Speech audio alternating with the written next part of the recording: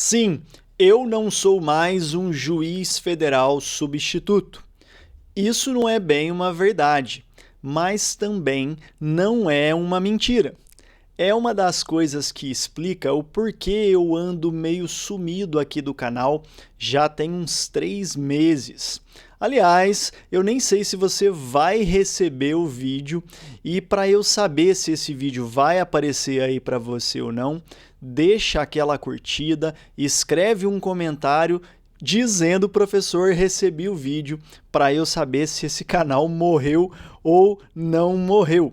E eu vou explicar tudo para vocês nesse vídeo antes que você me chame de mentiroso e cancele de vez a minha imagem e o meu canal aqui no YouTube. E é verdade que eu realmente não sou juiz federal substituto, mas isso não significa que eu abandonei a toga. Na verdade, o que aconteceu foi que eu finalmente decidi aceitar a promoção ao cargo de juiz federal. E eu vou explicar para vocês como que funciona essa promoção entre substituto e juiz federal. Nem é muito certo a gente falar o cargo juiz titular, mas seria mais ou menos isso para vocês entenderem. Eu vou contar tudo para vocês, se essa promoção é ou não é obrigatória, como que funciona o procedimento, quais são as regras, qual que é a diferença entre o cargo de substituto e o cargo do titular, vamos dizer assim. E também vou contar para vocês o porquê que eu não tinha ido antes e resolvi ir agora, nesse ano de 2024, para a minha primeira promoção na carreira. Então vamos começar falando agora sobre regras de promoção, como que funciona a promoção aos cargos na magistratura. Tanto a Constituição Federal quanto a LOMAN, que é a Lei Orgânica da Magistratura Federal, elas dizem que os critérios para a promoção dos juízes serão merecimento e antiguidade. O critério da antiguidade é muito simples, objetivo, porque tem a ver com o tempo que esse juiz está na carreira, que conta desde a posse ou desde uma remoção externa. No caso dos juízes que trocam de tribunal, algo que acontece entre os TRFs, isso zera a antiguidade deles e ele entra em último na fila do outro tribunal, ainda que ele tivesse um bom tempo desde a posse dele.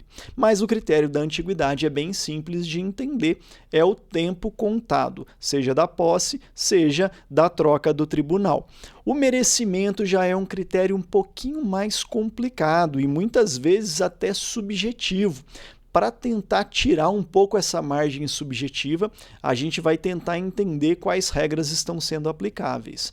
Primeiro, a gente precisa compreender que nem a Constituição e nem a LOMAN, elas não trazem os critérios que serão levados em conta para aferir esse merecimento. E aí, durante muito tempo, vários tribunais adotaram critérios diferentes entre produtividade, presteza, como que vai ser dimensionado isso. Claro, esses critérios da produtividade, presteza, não haver punição contra o juiz, processo administrativo, tudo isso são critérios essenciais para que haja uma promoção. Mas fora isso, para poder aferir quem tem mais merecimento do que o outro, ou seja, o critério que diferencia um do outro na lista, o que a resolução do CNJ prevê é que devam ser levados em conta critérios um pouco mais objetivos. E essa resolução, ela traz uma tabela em que ela quantifica tempo em cursos oficiais da magistratura, mas também leva em consideração o currículo acadêmico do juiz. Diplomas de mestrado, doutorado, outras pós-graduações, né, aquelas lato sensu, publicações em artigos científicos, publicações em revistas de tribunais, tudo isso conta para fins de pontuação no merecimento. Mas esse merecimento, ele tem um limite, ele tem um teto. E aí daqui a pouco eu vou falar para vocês como que isso funcionou na minha promoção. Primeiro, a gente precisa entender a lógica entre juiz federal substituto e juiz federal. Aquela pergunta que eu deixei no ar, É obrigatória a promoção? Não é. Eu poderia tranquilamente me aposentar como juiz federal substituto. Era, de certa maneira, um plano que eu tinha em mente, assim, não era uma coisa decidida, mas era algo que possivelmente poderia acontecer na minha vida. Desde que eu tomei posse, já tem 10 anos completos, e eu já poderia ter me promovido ali pelo 4º ano na carreira, já tinha dado a promoção, tinha aberto a primeira oportunidade de me promover. De lá para cá, houve outras oportunidades, todas elas eu deixei passar, a maioria delas eu nem coloquei meu nome na lista. Teve uma que eu coloquei, mas acabei desistindo.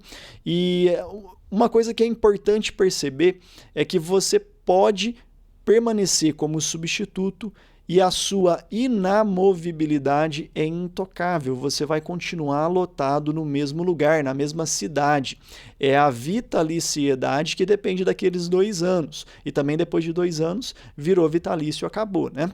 Agora, o cargo de substituto não implica que você vai ficar se deslocando, igual acontece aí em alguns tribunais de justiça ou na área trabalhista. Eu sei que também pode acontecer isso. Na área federal, não. A lei da Justiça Federal, ela prevê que a estrutura de organização de uma vara federal, ela tem 2 cargos de juiz. Um de juiz federal, que seria o que a gente chama aí informalmente de juiz titular, e o cargo de juiz federal substituto. São 2 cargos ocupando a mesma vara. E o cargo de substituto, ele está junto com o cargo do juiz federal. Não é uma coisa que é a parte, que está ali só cobrindo o espaço, que está ali só para preencher uma vacância do juiz titular. Eles realmente dividem as atribuições. Mas então, qual que é a diferença entre um cargo e o outro no dia a dia do trabalho de cada um?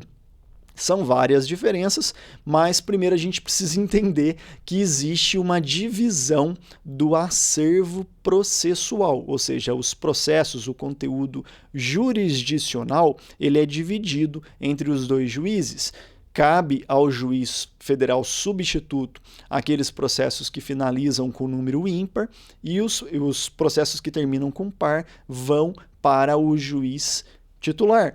Na realidade, a gente observa, então, tem 2 juízos dentro da mesma vara. Então, para fins de análise aí de juiz natural e etc., não basta a gente olhar a subseção e a vara, tem que olhar também se é juiz titular ou se é juiz substituto. No caso de haver ambos lotados naquela vara, tem que ser respeitado o juiz natural para aquele processo, via de regra. É claro que se tiver uma vacância, né, férias ou outro motivo de afastamento de um dos juízes, o outro juiz lotado na vara vai ficar responsável por todo o acervo. Mas, a princípio, tem essa divisão. Então, até aí, os 2 cargos estão iguais porque eles pegam meio a meio o acervo processual. A primeira diferença que surge é em relação à atribuição que o juiz federal tem para promover a administração da vara. O que significa isso? É ele que nomeia as funções de confiança, que coordena a equipe, que distribui as atribuições de cada um dos servidores, e é ele que faz a designação do cargo em comissão para o diretor de secretaria. Então, é ele que escolhe essa função, né? Esse cargo em comissão, que é uma função especial de confiança, para o diretor de secretaria. O juiz federal substituto, em alguns tribunais ele tem direito a 2 funções de confiança para o gabinete da assessoria dele, mas aqui no TRF da Terceira a estrutura prevê, via de regra, uma função só. Isso, claro, tem algumas exceções, em todos os tribunais tem as suas regras próprias, mas o juiz federal substituto teria aí a liberdade de nomear apenas uma função de confiança para que seja o assessor dele. No mais das vezes é comum haver uma assessoria compartilhada, mas isso vai muito mais do dia a dia ali, da relação entre os 2 juízes, de como que eles vão fazer o enfrentamento do trabalho. O trabalho no dia a dia do juiz substituto, ele também envolve, como o próprio nome já diz, a tarefa de substituir em outras varas. Então eu já estive, por exemplo, na subseção de Guarulhos e era muito comum que eu respondesse pelas outras varas além da que eu estava lotado. Teve semana de passar respondendo por 3, 4 varas ao mesmo tempo, por causa de afastamentos e férias de colegas ali no fórum.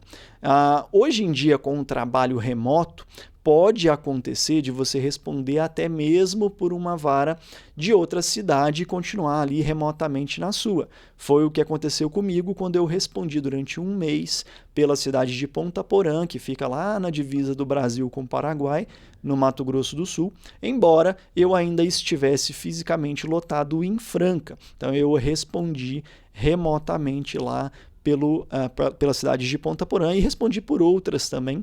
Essa foi só um exemplo. Às vezes acaba sendo um pouco cansativo a gente ter que fazer aí essas substituições, porque o nosso trabalho continua, né, lá no nosso acervo, que é dividido meio a meio.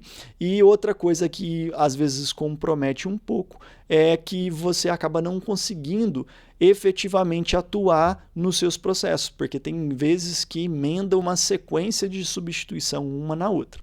Mas eu achava isso até bom, porque era uma questão de diversificação do meu trabalho. Por vezes era um desafio que era até interessante, mas no mais das vezes eu preferia ali a minha rotina, o meu comodismo. E por falar nisso, eu preciso responder à pergunta: por que, afinal de contas, eu decidi me promover agora, depois de 10 anos na carreira?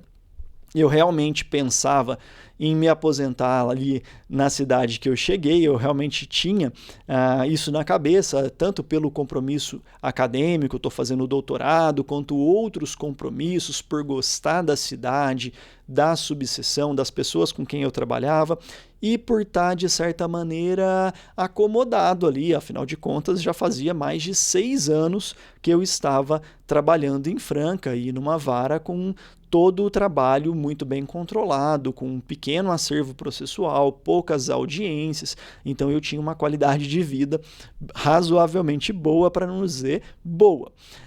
E a carreira de juiz federal, ela tem, assim, de certa maneira, uma vida meio de ponta cabeça. Você toma posse, leva algum tempo, em geral, para chegar até a cidade que você quer, que você deseja, que você passa a gostar. Depois você resolve se promover, vai para uma outra cidade, e aí de repente tem que pular de galho em galho, até finalmente conseguir voltar para a cidade que você queria ou conseguir uma outra cidade que te agrade. Então, isso é uma coisa que às vezes eu não estava querendo enfrentar.